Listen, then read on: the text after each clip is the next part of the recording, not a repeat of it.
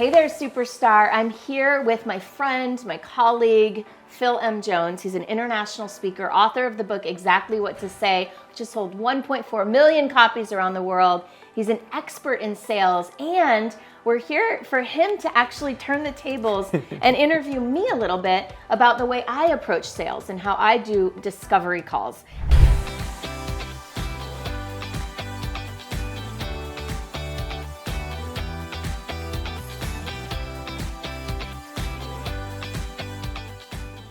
And so what we're here to talk about is specifically how to refine the sales process for coaches, speakers, consultants, trainers, and specifically within that, the discovery call process. So this very specific type of call called a discovery call. So let's chat about that. Yeah, and I think where this came about is I'm fascinated in the world of coaches, trainers, consultants, that when often what's talked about is this, you just need to get on more discovery calls, and then that discovery call is going to result in you getting this level of conversion, and then before you know it, you're going to be a basquillionaire, right? and it didn't always work out that way. So what I'm firstly intrigued about is, in your mind, what the heck is a discovery call? Okay, well, here's the interesting thing. I didn't even start doing discovery calls as something distinct from a sales call or a strategy session until the last maybe 3 or 4 years. Okay. And the reason for that was because my time. Okay. So for me, a proper sales call is what I call a strategy session. A good one with somebody brand new usually takes between 45 minutes and an hour. Okay.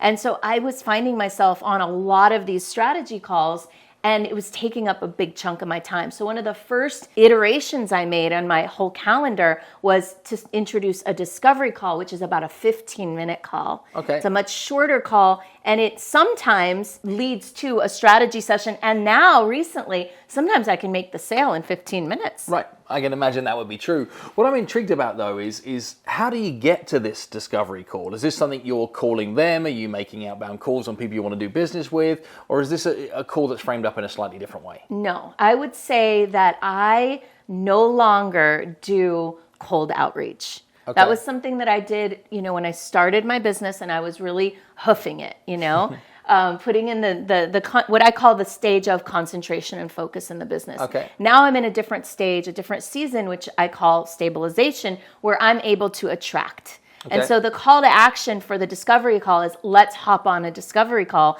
and we'll explore and see if and how I can support you. Okay. And then from there, we'll decide if it's a good fit for us to work together or not. So all you're really doing is creating a natural next step, that if you bump into somebody at a networking event, they engage with your content online, that they have downloaded one of your lead magnets, etc., that they've flirted with you, your body of work, your content, and you're just leading. So the next step is we jump on a discovery call. Jump on a discovery call. And the reason for that is because it might be different for some people, right? The reason for that with my business, that it makes sense, and it might make sense for your business, is that the work that I do, it's a two-way process. Right. It's not just them buying me and going off and doing the thing. Like there needs to be a fit. Right. And because I'm committed to having successful outcomes with clients. I think that's the difference between being transactional or transformational, right? Mm-hmm. It's are you looking to be able to actually have some of their involvement back into this, so you're discovering if there is a fit. You're discovering if both parties believe that this is going to go down the journey. But it is a call with some intent to it, right? Yeah.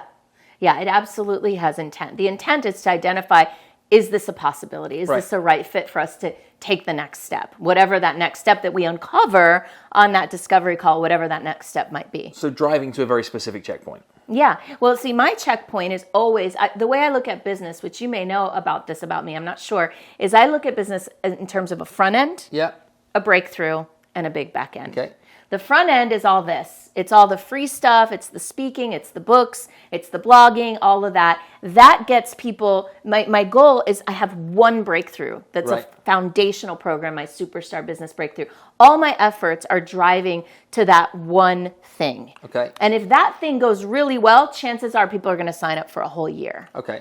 Now, the problem is that one thing isn't for everybody, and a discovery call can help me determine that. Now, I do have a downsell from that one thing that's to support the people that are not quite ready yet, But I'm not driving to that to try to escalate along the way. I'd rather see, are you a right fit for this, and get that sale, Yep. and if not, pop down into this other thing. So the purpose of the discovery call is to explore fit. Yeah. It's to be able to drive towards a predetermined checkpoint. Yes. It's to then see if they are committed to that. They drive towards your core breakthrough product offering. And if not, where can you downsell them to something Yes. else? And how long is this call typically? 15 minutes. 15 minutes. Cool. And how does the call open?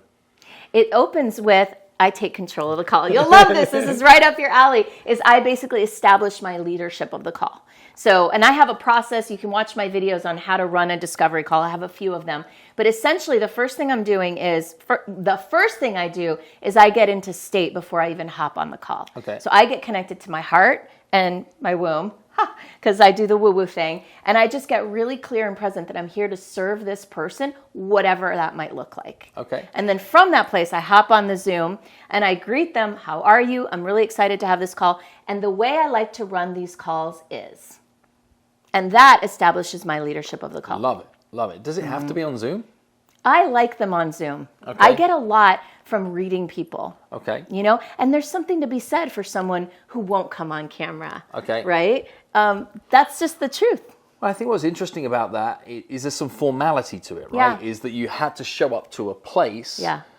How would that differ to, hey, let's just jump a video call via Facebook Messenger, or can I have your cell phone number, or any of those things? What are the risks about taking this call to a different modality? Yeah, I just feel like you mentioned it. It feels casual. People can talk to me from anywhere, in their car, Right. at a cafe. I specifically say when they sign up for the call, Michelle takes these calls very not seriously. I use better language than that. But essentially, Michelle's going to show up in a quiet place, excited and eager to connect with you, and she asks that you do the same. Love it. And so I establish standards, which I carry all the way through the work that I do with my clients. So there's all this pre-work in setup, so people are also there showing up to the call with intentionality, Yeah. driving towards a checkpoint. And I'm just thinking here right now is a risk of doing this with a cell phone to cell phone is you create a never-ending conversation. You've got potential invasion of privacy, right? Yeah. You've got all sorts of things that could cause you to lose control of that, Yeah. and then 1,000 text messages that come afterwards. Is like, hold that level of relationship back Yes. till after the discovery, right? That's what I'm Exactly. learning from you here. Now, some people offer like a free strategy call as opposed to a discovery call. What's the difference, and when might Okay. you use one over the other? Well, and like I said earlier, I started this part of the journey about 8 years ago. I learned what my coach called a strategy session format, and it works really well. And a strategy session, I don't position it as free. I position it as having value, and it's a gift to you. Oh, okay. Okay, so that's really special. By the way, that's something I do and I recommend across the board, is creating a value proposition for the discovery call, creating a value proposition for the strategy session. I used to send invoices with my full speaking fee 100% discounted when I would be gifting speeches back in the day. Yes. So yeah, same That's viewpoint. exactly right. So the strategy session, I either call it a strategy session or a strategy deep dive, depending on the client. Okay. But strategy sessions more common. Those I usually do 45 minutes, and that has a much more defined structure. And the outcome that I promise from that is you're going to have some idea, some new perspective, or some new insight that you did not have before that will serve you whether we work together or not. And this is still both the discovery call and the strategy call are both leading to the same place. Yes. So when would you use one over the other? How would that show up in your world that you'd make the conscious choice of inviting somebody to a strategy call or inviting them to a discovery call? How would you make that decision? When I know they're qualified, I'll offer the strategy session off the bat. Okay. Because I want to have the time in that one call to go ahead and potentially make a sale, right? If I don't know for sure, then I'll default to a discovery call because it saves me time. Okay. And because of this YouTube channel, I have a lot more leads than I did 8 years ago. Right.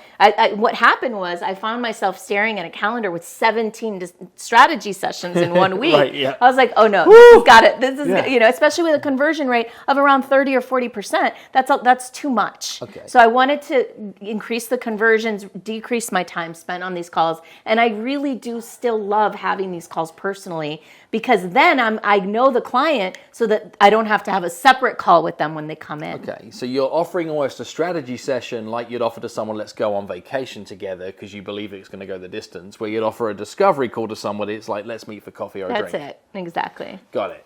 So Michelle, I guess I just got two more questions for you. One is about this thing that you shared slightly that says you've got a process prior to somebody getting on a call. Yeah. I think that's going to add huge benefit to the quality of the conversation in the moment. So just walk us through what happens prior to somebody showing up on a discovery call. Okay. Well, first of all, we wanted to, once I put the discovery calls in place, I also started getting full of those too. I was getting a lot of tire kickers, people who really weren't a right fit. They weren't making enough money to even begin to think about investing.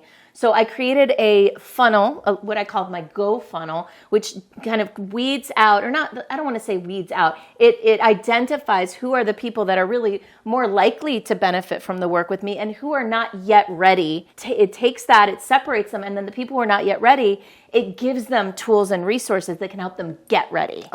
Okay, so if somebody we've identified they're not ready to invest, or they're not at a level where I can help them, we give them a webinar, we give them this YouTube channel, we give them all these resources, we even give them access to my virtual course.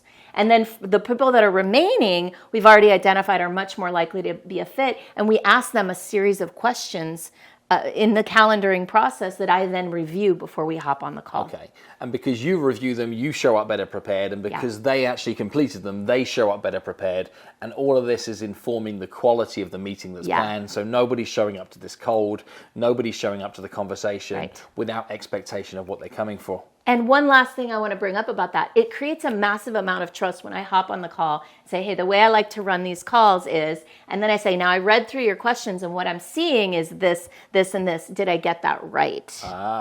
Did I get that right? Well, sometimes like precise verbiage can make a big difference, right? Yeah. So you can say, did I get that right? Or you could say, what am I missing? I love it. Thank you. Exactly what to say, baby. You guys need this book. Where is it? Hold on. Here we go. You need to get this book. This man is a genius. Thank you for that little tweak. I'm definitely going to do that. And I think on that, let's just finish. Are there any tips, reminders, etc., as to how people can run a more efficient or more effective discovery call if they want to take this seriously? Yeah, I think you'll love this because it's very much aligned with everything you say. I use the analogy like you do apparently of a doctor, right? We don't want to give a prescription right off the bat because that people be like, you know what? If a doctor tried to give you pills before he asked you any questions, you wouldn't trust him or her. And so I recommend that this call be primarily about diagnosis, meaning asking questions and identifying what's going on here and how can I support this person and what is the best next step? Maybe another call, or maybe they're ready to like dive in and say yes to something. Okay. And obviously the efficiency of a discovery call is going to have a huge impact upon the success of your personal brand, training, coaching, consulting business for sure. And I'd encourage anybody that is at home or wherever you are watching this right now, if you want to do this right, check out like Michelle's plethora of videos around discovery calls, maximizing efficiency on all of those, and you are going to love them and more importantly find them very, very useful. Yay! Thank you. And you want to be operating on a purpose that is bigger than applause or standing ovations being the prize that you're chasing, because otherwise it runs short. There isn't enough sustenance in the business for it to be able to run the distance it needs to for you to reach some of the higher levels that are possible. Yeah, I would agree. And that's really my big thing too, is the model matters.